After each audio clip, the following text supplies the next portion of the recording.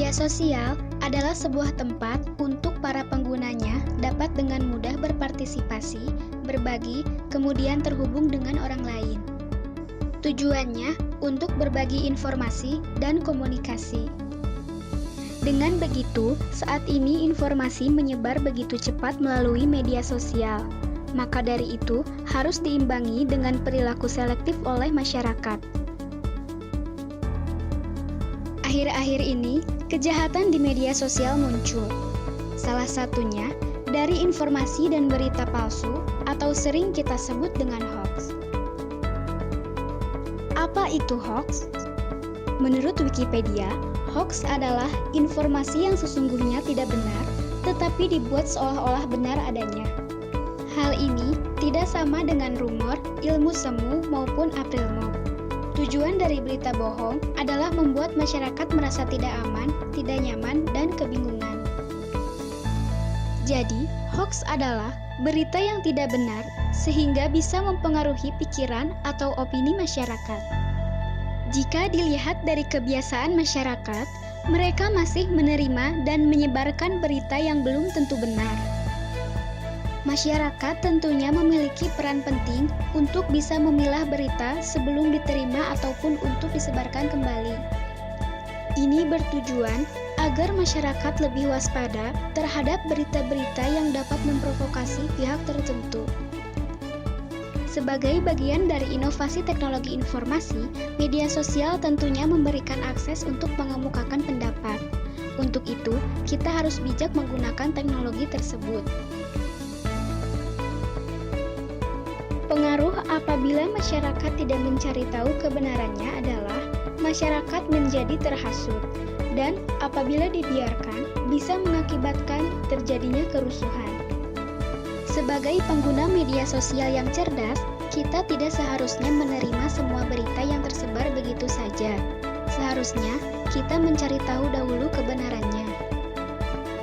Beberapa hal yang harus diperhatikan agar masyarakat terhindar dari berita hoax adalah: yang pertama, berhati-hati terhadap judul yang provokatif. Apabila kita menerima berita dengan judul sensasional yang langsung menudingkan kepada pihak tertentu, sebaiknya kita mencari referensi terlebih dahulu kepada situs resmi agar bisa memperoleh kesimpulan dari berita tersebut. Yang kedua, periksa fakta dari berita yang tersebar dari sumbernya, apakah dari situs resmi atau tidak. Sebaiknya, sebelum kita memberikan kesimpulan terhadap suatu berita, perlu kita ketahui dari mana berita tersebut berasal dan siapa sumbernya. Yang ketiga, teliti dalam memeriksa keaslian foto ataupun video.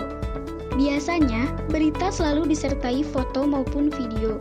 Periksa foto atau video tersebut, ada kalanya foto atau video tersebut diedit untuk memprovokasi. Yang keempat, bacalah berita secara menyeluruh.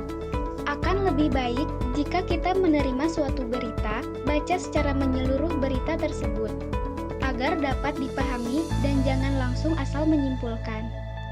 Masyarakat juga dalam menyebarkan suatu berita harus memperhatikan beberapa hal.